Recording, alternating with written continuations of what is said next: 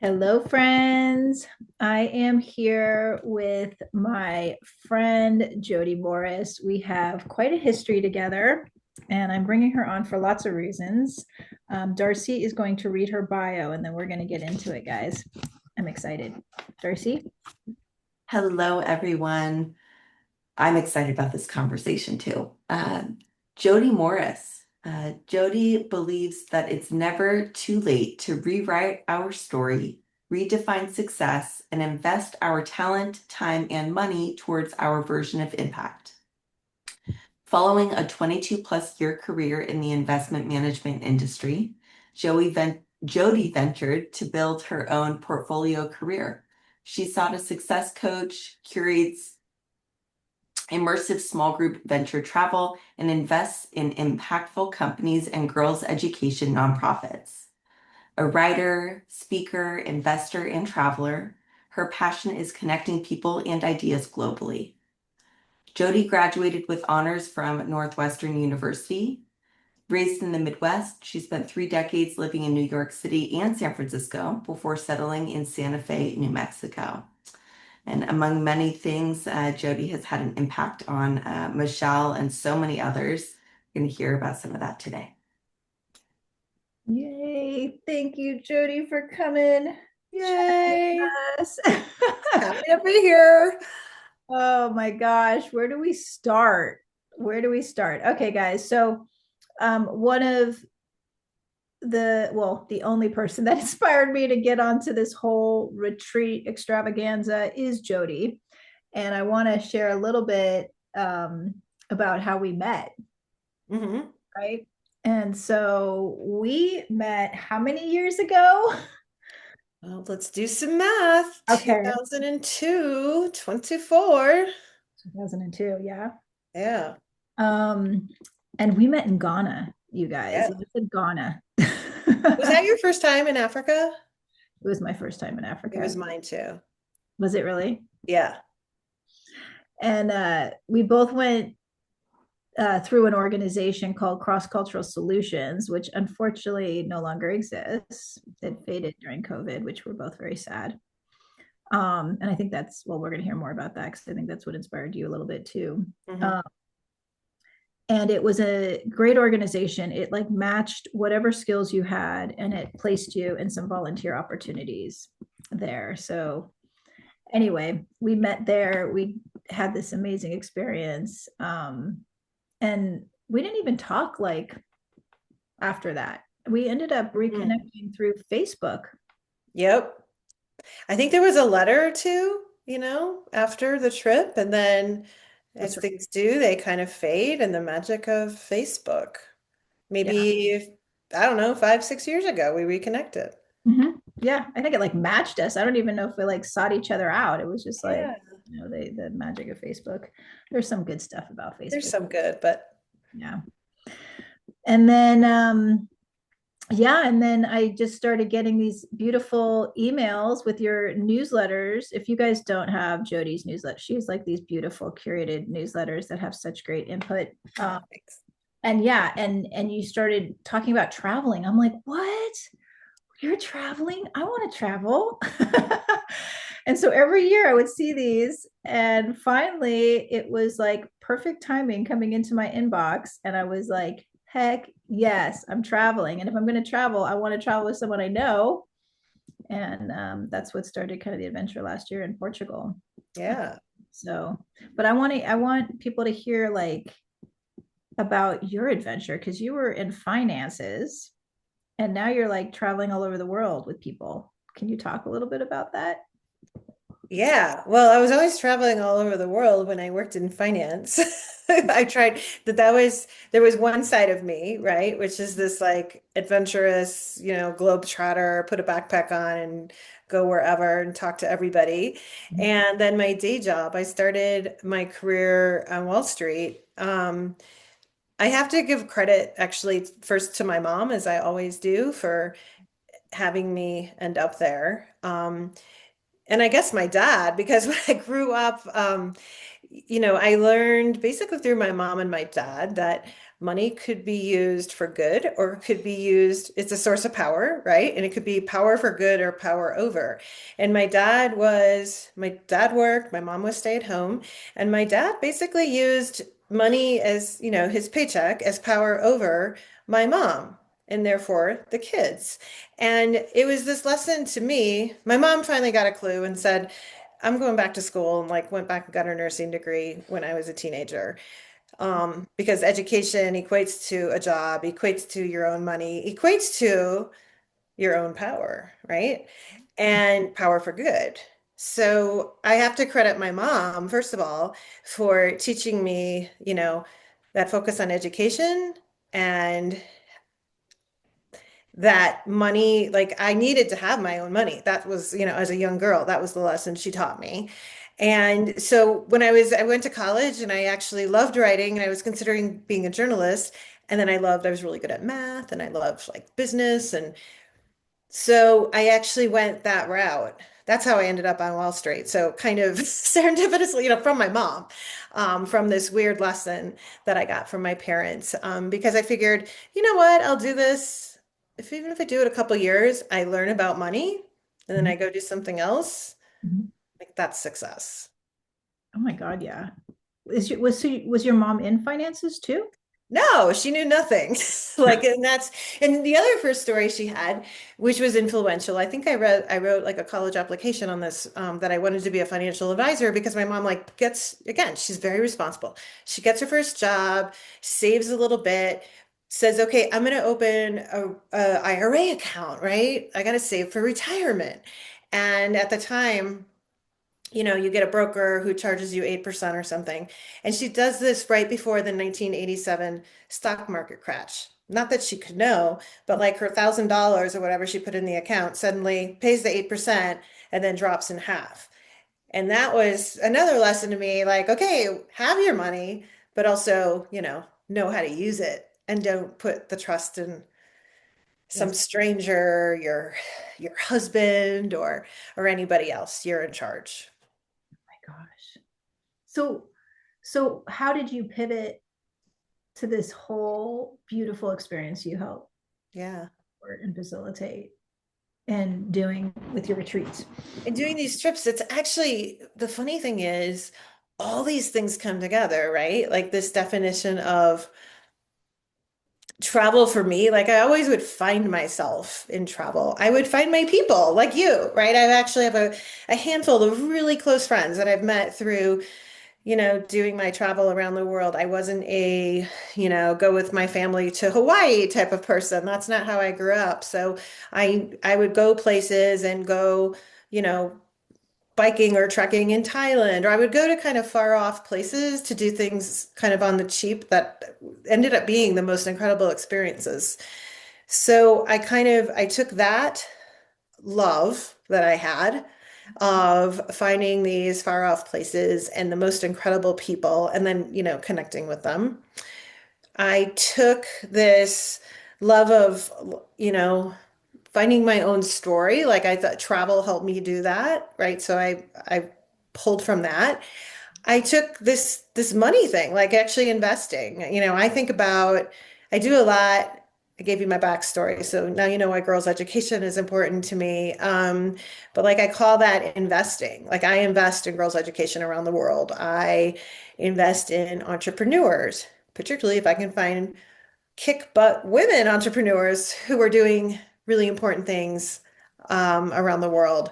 I invest in them. So my travels they're basically, Michelle, like what I love to do. And I'm just bringing people along for the ride. That's how it started. I did my first trial trip to Tanzania in 2018. And yeah, we visited a bunch of entrepreneurs. We girls' education, did some, deep dives into that. We always spend time in cities, by the way, because there's a lot of times when you go to these emerging economies, like people skip off the cities to go to Angkor Wat in Cambodia or go to hike and go see the gorillas in Rwanda, and you actually miss what's really vibrant. I formed a really I had a new friend that I had never met on that first trip that I introduced the whole group to. His name's William. He goes by the Cy Prince. He was a musician that was also driving for Uber. So like He had his Maasai garb and beads, and then like spiky hair and Adidas shoes, and and I'm like, he's the future, right? So a lot of these trips, it's young people because they are the future in all these places. So that's kind of what these trips look like connecting to people. So you make, like you and I did back in Ghana, like you make new friends and you see a country and a place differently than how you've come to know it, which might be negative headlines, right? If you think of Africa, like mostly when we see headlines about it, they're negative headlines. Um, but there's a lot of beautiful things there. Even through some things like you and I did in Ghana, like we visited, we learned about the slave trade, right? And we had a really harrowing, impactful day, but um, there's a lot of beautiful things we saw, in Ghana as well. And so I try and bring that out. Absolutely.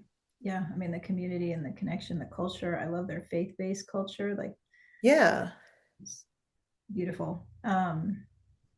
It's funny you said go to church. I'm not a regular churchgoer at home, but I always go to church when I travel because it's You it's learn so part of much. the cultural experience. Yeah, family, it's how I learn about families. Yeah, I mean, it's not even like my faith, but yeah, Right. you learn so much about, like, I mean, they were dancing and Yeah. singing and they were vibrant. I was like, what is happening? Yeah. Yeah, it was like how they express themselves, because most of the time they're not their affects are far different, but when they're in their churches, it's like totally different. They're totally different I people. love everybody gets dressed up on Sundays. I Yes, love that. girls, and yeah, it was so fun. Yeah, Sundays are one of my favorite days because yeah, people get dressed up. Even if I was in Rwanda last year, like hiking in the really rural areas, and you're on the paths and you see, basically normally it's like the moms and the kids, but they're all dressed up in like the one really nice outfit they have, and they're so clean. I'm in like my muddy hiking clothes, and you're looking at these cute little kids, and they're off to church, and then they have a meal that day. I love Sundays. Yeah, I do too. Ah, so I mean, God, this is, I mean, I'm all about transformational travel. I'm going to have Jake come on here in the next couple of weeks, and I'm interviewing him because I love just what, this hub that he's creating to really help educate people about this different way of traveling. And your retreats are providing that for people. I love this idea that they can tag along with you, and you're putting us in these experiences of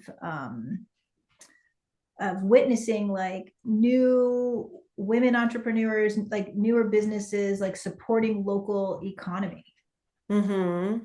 going in that traditional way, and heading to the Ritz Carlton and supporting that kind of hub, that we're actually going to the locals and having this really unique experience of interaction, which is so different than Mm-hmm. what people do. Yeah, it is. So funny you mentioned Jake. I started doing these trips, right? Again, just like how do I like to travel and then bringing people along. Um, and then I was at a conference and it was a financial services conference, but there was somebody speaking on transformational travel. And people kept texting me like, Jodi, are you in this session? And funny enough, for whatever reason, I had to skip the session. And I never heard the name transformational travel before, but everybody's like, that's what you do. I'm like, oh yeah, I do. I like that. So I Google transformational travel and I find Jake. So I sent him a note and literally we had a call, I think that afternoon. That's the first time I met him.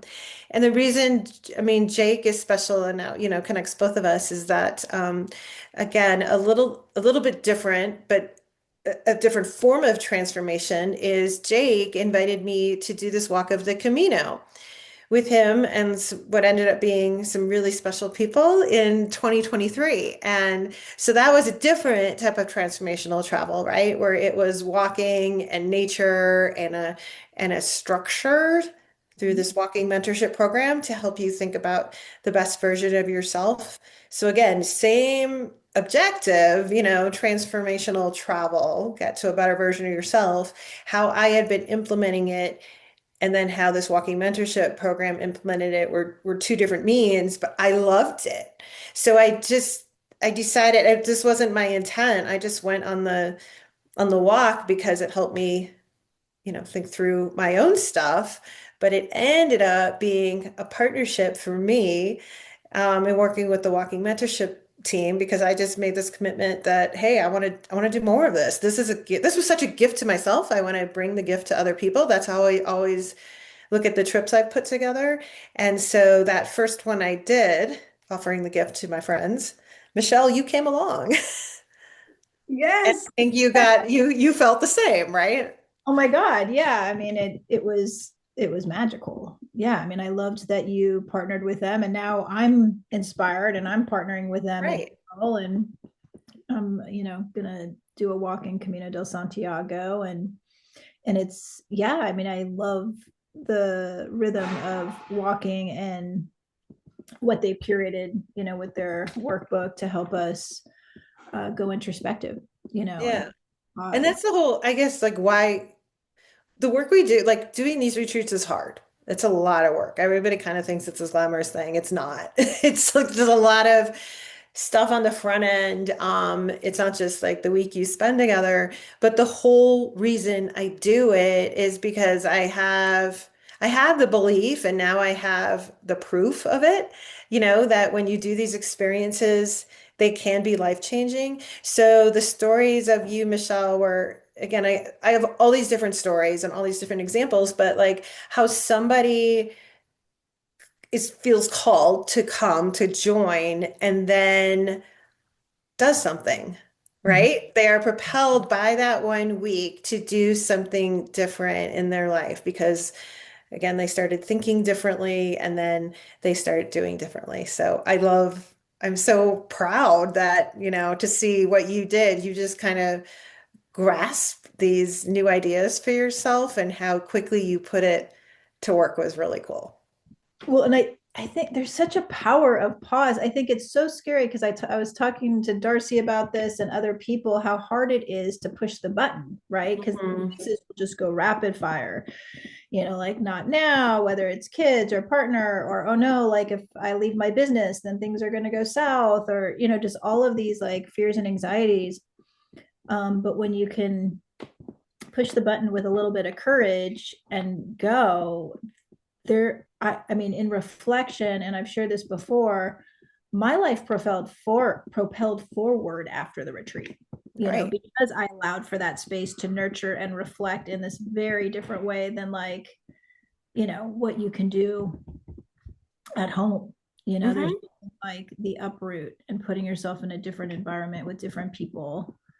Yes. um Yeah. And even our trip to Ghana did that for me. I just felt here I was, doing the working for the New York bank, and I was 10 years into my job and realized I wasn't going to go to business school. I loved my job, but I said, but that said, like I really wanted some sort of break, some sort of pause. And for whatever reason, I just said I would need to go to Africa and found cross-cultural solutions, which kind of was the first part of what ended up being a 7 week sabbatical. And it literally changed my life. I have in a journal I have, where Michelle, you're in it. I love reading this from 22 years ago. But I had the gentleman who was the leader of the volunteers at my little house. We ended up being in two separate places in Ghana. And he said to me, because I just read this in the journal again, and it makes me tear up every time I read it, the work that you do here is not going to change lives. But your real benefit is listening, learning, and sharing everything you've learned for the rest of your life. And so I wrote that down in 2002 and holy cow, I'm doing that. You're so doing that. Right? I've been doing it ever Um, since. your So in different article, ways. you're such a good writer, and I love um, reading your blurbs about all your experiences. And I encourage everybody to once again click on her newsletter or whatnot. But God, that's so true, because Mhm. there's nothing like being able to share your experience, strength, and hope on your adventures with people. Yeah.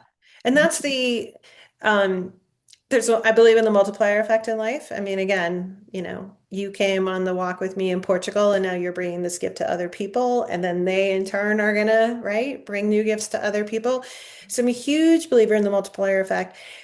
In general, people like to travel, right? So travel is this really cool tool that kind of, I always say, I don't care what people think differently about. I just want them to think differently, right?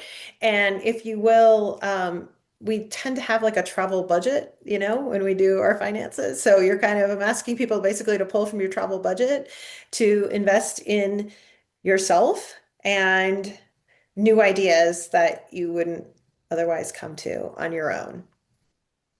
And that's a big one, I think, for people is investing in yourself and honoring yourself. And I don't think Yes. we're certainly not doing that enough. And I think if people did it more, I think we would all just be, better. Totally. Especially women. And and then that's why it's just again, travel's this great tool to lead you to a better version of yourself. I say that all the time. Oh my God, yeah. And I think we all do it for different reasons. Like I love how you shared about what brought you to Ghana because it I came for different reasons. I wasn't Right. because I was actually just about to launch my coaching business. Um, all the ideas were rapid fire in my brain. So when I came back, I was propelling forward and entering on my business, which was called My Sober Coach at the time and is now Hirschman Clinical. But and then same thing with the Portugal trip last year. The people that you brought together, we all just kind of came together for just same different, right? Mhm. We all had different intentions and goals and different places in our lives, but it was just so beautiful that it just all blended, like it all made sense, and we all just held space. And I love what your friend said about just sharing. Like there's such a gift in being able to listen. Yeah. Yeah. International travel isn't about just being lectured to. Like there's definitely retreats out there that you can get lectured to. I Right. think I really appreciate and share mostly about the ones that are holding space for people.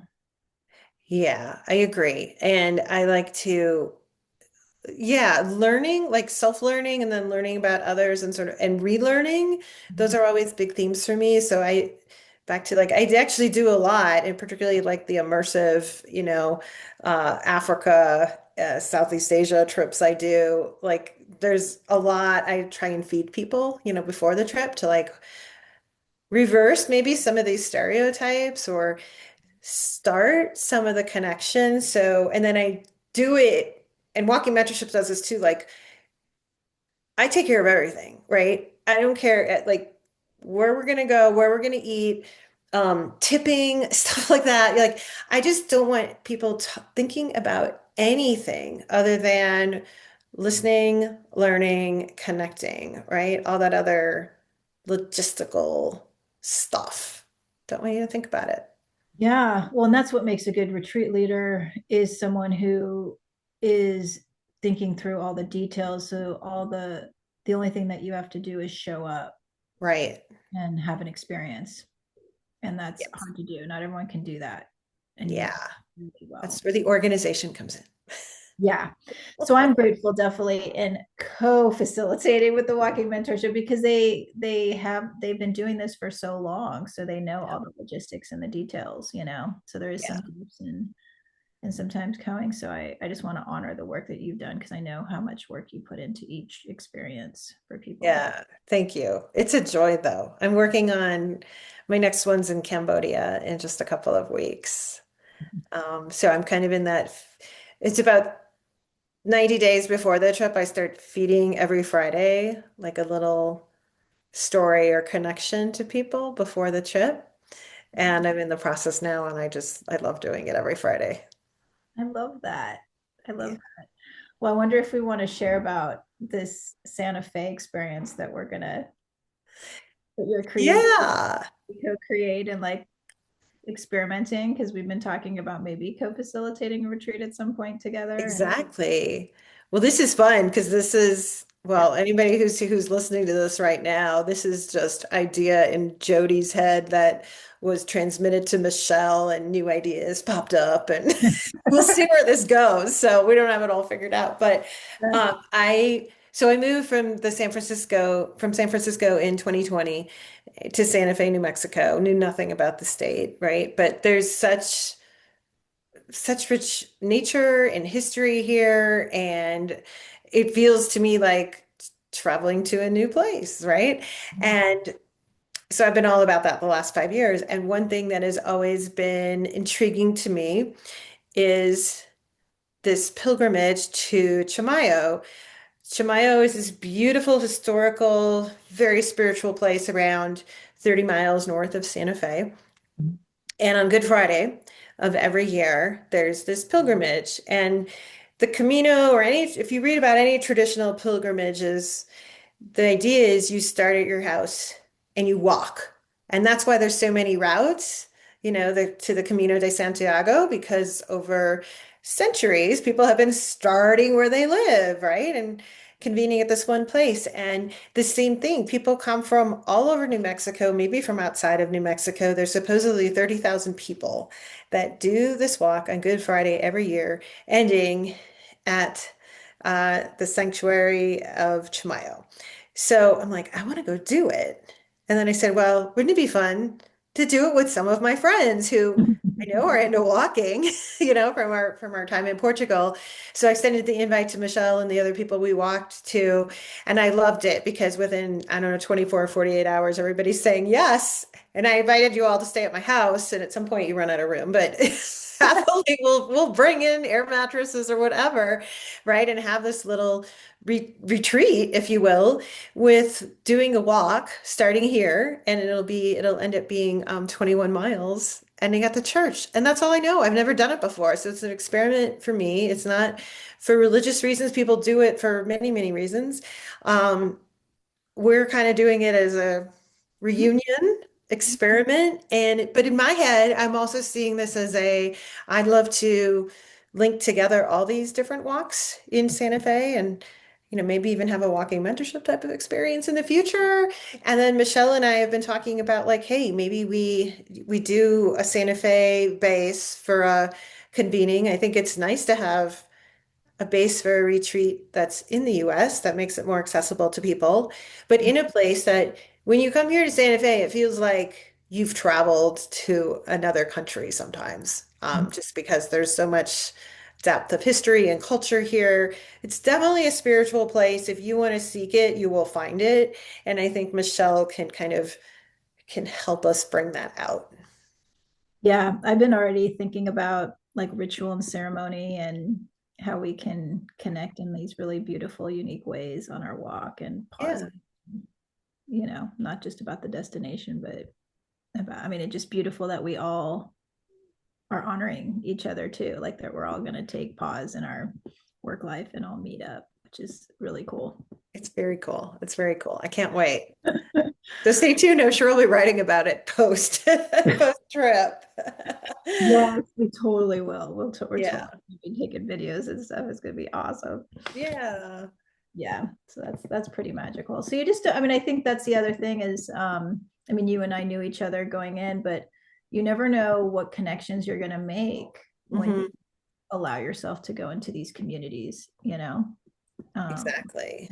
Like there's callings and I've definitely stayed friends with people there. And then when I went to Sardinia, I was connecting with a bunch of ladies yesterday. That was so beautiful. Like they're doing some really beautiful work. And I'm like, I want to do that with you too. Right. Well, Right. I think the most important part and the hardest part, because sometimes like it's not convenient, the timing doesn't work. Do I really deserve to do this right now? It's like when you feel the calling, when you feel pulled to do something, God, you got to listen to it. And the good news is, as you get older, I feel like I've gotten really good at knowing when I'm getting the signal. And Mhm. that's a yes, right? Like you figure this stuff out because there's a reason that I have to do it. There was a reason I always said, like, I woke up on this Sunday and I knew I had to go to Africa. That sounds so bizarre, but it's true. I had to go and look at it like it was a core pivot in my life. It didn't happen immediately, but it laid the seeds for what would come later. And I feel like you did the same thing, in coming to It's so Portugal weird. Yes. I mean, and it's so then Sardinia, right? Yeah, I mean, it was full. Ghana was just, I mean, first of all, I did not know where I wanted to go in Africa. Africa was just a pull for so long. Right. So when I started Googling and figuring out where the heck I'm gonna go and landed, it was like such a full yes, Yeah. because I knew very much like you, I wasn't gonna just go do some traditional travel as a Right. woman. Right. I wanted to have some kind of infrastructure. And I mean, in a lot of ways, you can call that experience a retreat in itself too, Yeah. right? What do you call a reach? It's interesting because I came up with ventures, right? Is how I describe I don't like trips, right? And this Yeah. isn't a vacation. Vacation. Yeah, it's not a vacation. I feel like a retreat, I don't know, I think of like retreats like you're in one place, and a lot of mine were like in different places. What's a retreat, Michelle? How do you define it? I guess when I heard the word transformational travel, and then I think of retreats, I think that there could be there that I see retreats as a vehicle to transformational travel. Hmm. I look at the walking mentorship that I did with you last year, that I'm going to be doing this year in April, as transformational travel and a retreat. Hmm. Even though we are moving, from destination to destination. So I do think that retreats you could still move, but Yeah, often you're right. Like people will land somewhere and then the experience is in this one location. right. Um, Venture is an interesting word. I mean, it's something for us all to play with, because I think we're all trying to like help educate others about what the heck we're doing, right? So we Right. don't want to use the word vacation. We don't Right. want to use the word trip. So we're trying to figure out the languaging. Um, I'll give like a little tidbit. I'm excited to talk to Jake because he's now venturing into the business schools and Yeah. educating them, which is just friggin' phenomenal. So I'm sure Yeah. he has a lot of language that he can, Yeah. because that's all he does. Darcy, I'm wondering if you have any questions, because I know like it'd be interesting to hear from your perspective over there. Oh my gosh, absolutely. I'm thinking I had this Rumi quote come to mind and I just looked it up. I just want to read it briefly because it talk about like trust the inner calling and let yourself be silently drawn to the strange pull of what you really love. It will not lead you astray. Hmm. And thinking about that and so much of what both of you have shared, and I know that a lot of listeners uh, have resonated with because it's been shared, private messages and social media and whatnot, that there's this undeniable knowing and having permission to listen or even be encouraged to pause and get connected with like, what is that? What am I drawn to? What are my preferences? What's really authentic for me? Um, there's such a desperate need for that.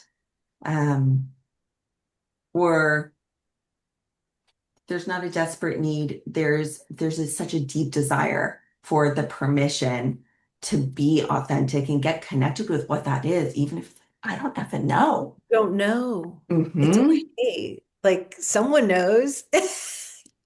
Right. And Mhm. I think about You're being called. Yeah. how travel experience, a travel that includes going inside and then being able to experience, life that might mirror back something unique and different, that combination is undeniably important. And Hmm. both of you, it's like that's what you're talking about. And how you connected in Ghana. It's like that sparked brand new chapters of life that may not have appeared immediately. It's not like this, all of a sudden you come back and life is completely different, which is Hmm. one thing I actually wanted to ask about because I know that there's worry that comes up sometimes of like, am I going to stir the pot and, like open up something that I can't kind of go back on if I go on this trip and um, open myself up to something really new. Like there's a vulnerability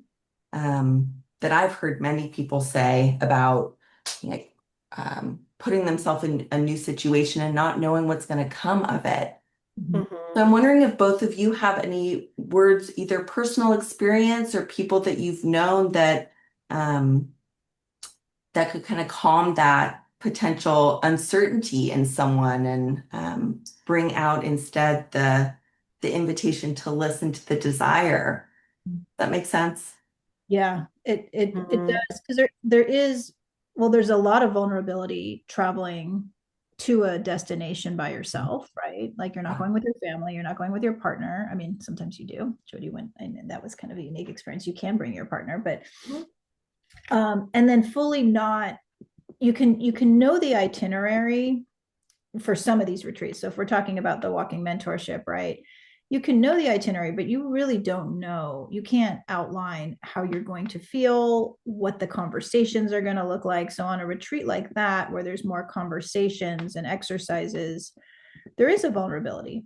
Um, and I think you get to kind of test out your courage muscle Mhm. and maybe a little faith, faith from the sense of like just trusting something, whether it's nature or whatever your connection is to, which I think we all need in order to like really embrace life in deeper ways, especially right now in all different ways, to really trust not only ourselves but this kind of other piece. And I always, when I come back from travels like that, I feel safer, like Mhm. within myself, because I trust myself more because I'm like, wow, I just did that.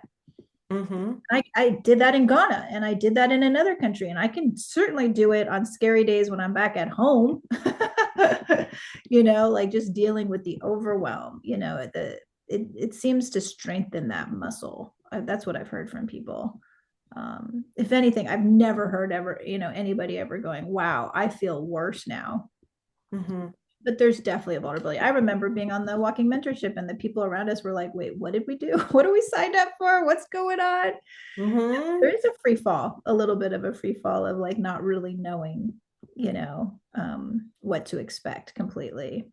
And Mhm. John does a good job because sometimes the weather changes or some, there's definitely factors that go in there that you can't always iron out every little piece. I think the best leaders, I say this about Joao of Walking Mentorship, and what I try and do like, I don't know every single detail, like, because some of it is I'm putting trust in a friend, a partner of mine to like take us on a journey for a half a day. So, for example, one of my favorite things we do on my ventures in Rwanda, I purposely plan it the last Saturday of the month. It's called Umaganda, and it is a national day of service. So it's literally by law. If you're out on the street between the hours of 8 and 11 a.m., like you'll get a ticket from the police because you need to be in your community doing community service. And this isn't a chore, like it's a joy, right? Because it's this chance for people to come together and they clean out a park, remove the mud from the rainy season from the ditch, whatever the chore is. So I have a friend of mine who told me a couple of years ago, she goes, Jody, when you bring your friends to Rwanda, you come do Umaganda in my community. So this is not a tourist thing, right? This is like an honor to be invited. I honestly don't know what we're going to do or what the whole morning is going to look like. So it's always a surprise for me too. And I think that's important. Like I kind of know as a leader, there's an agenda, if you will, but there's also surprises throughout. So that's one thing I think is important. The other thing, Michelle, is I was listening to you talk, like one of the joys that I've seen on ventures I lead or that I experienced as a participant on, say, walking mentorship that I encourage everybody to do. Again, this is back to listening, but really listening intently to how people describe you.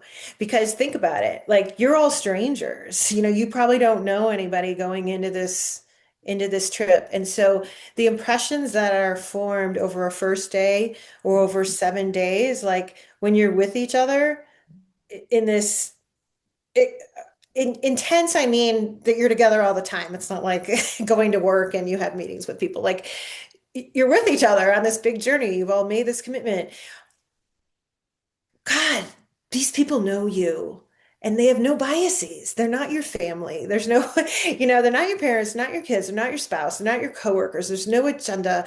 Like when they say something to describe you, listen hard. I went on my first walking mentorship. I remember we had this dinner the last day, and I went back to my room that night and I literally wrote down everything everybody wrote because they didn't say, oh, she's successful in her investment career. And they didn't like all of this is where it gets back to like the definition of success. Like everything I would have said success was for me from 22 was not what people told me at that dinner in Spain. And I was really proud of what I heard around that dinner in Spain. So I don't know Yes. if you felt that too on walking Yeah, at the you're end of it.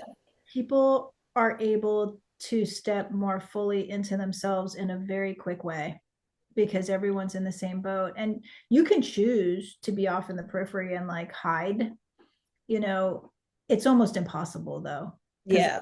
such a pull to like want to connect in this authentic way and beautiful. It's almost wasted time. Like, why would Right. you want to spend time like going into some guarded space when everyone is opening their heart and you see it like it kind of trickle it, I felt it myself because I remember like the third day I started crying because I'm like, what is happening? Like I needed to like release, to get to this like next level, especially with some of the exercises and whatnot that we were putting ourselves through. I was like, okay, I gotta go deeper, like I really need to allow myself to open up versus that kind of robotic way that we can sometimes get caught into, you know. Right. um, and I loved, and I just want to like mention just watching the changes. I think that's also nice, like to be able to see. I mean, obviously folks can be mirrors for us, and then just watching people like open up, it's so Yeah. beautiful. And then hearing stories later, like this couple in Sardinia that we had the mini walking mentorship before we went to Synergy.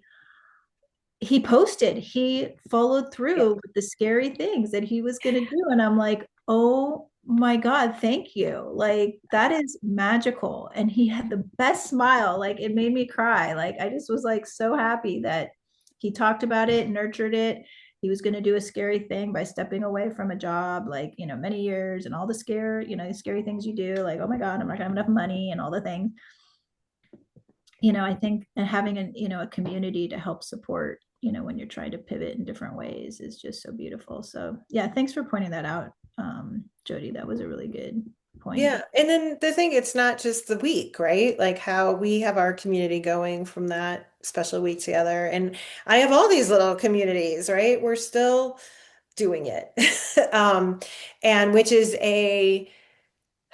it's not like a hard push, like you need to do this, but on these last nights when you're together, having spent a really impactful week together, and you say things out loud, and what you want to do next. I always, Zhao does this on Walking Mentorship. I always do this on mine. Like, what really made you think differently, and what are you going to do differently? There's something about saying it out loud to now a trusted group that it's not forced accountability, but man, Michelle and group, I love you all. I am not going to say something to all of you that I don't believe, that I'm Mhm. not committed to. And once I've said it, Michelle's watching me, Oh, right? I might be I'm thinking that. So, and in the most healthy, beautiful way. absolutely. And the accountability is a gift, and I love that part. And that's what I like to talk Yeah, about. The retreat's only as good as what you're going to do after, and how you're going to hold yourself accountable in beautiful ways. So right. um, oh my God, I feel like I could talk forever. I'm gonna bring you on again. I totally want to bring you on again because I'd I love to. more conversations, maybe after Santa Fe or at some point. Yeah, We'll talk about that, like our that'd be adventures. fun. I think that'd be fun. Our experiment. Totally, it's totally an Do you experiment. know experiment is my word of the year? Is it? Ooh, that's a good one. Yeah. That's a good one. That's Isn't that a a better good one than one. goal? Like it's a little, it brings down Yes, it makes me feel you can't more. fail at an experiment. I'm trying. I don't know. We'll see where it goes. That's awesome, Jody. Thank you. Yeah, my word's ease. And it actually like Love it. wrote the little ease when you said that word. I'm like, oh, I can Yeah. So see, we're on the same wavelength again. we're synergizing. Oh, girl. Well, thank you. Thank you. Appreciate you. Thanks for having me. This was awesome. Yeah. Great to I'm connect. gonna leave our listeners with the other Rumi quote that will guide them to both of the sites. Jody will have your information with the episode for sure. Travel brings power and love back into your life. Your heart knows the way. Run in that direction. Ooh, perfect close there, Darcy. Yeah. Thanks for being here.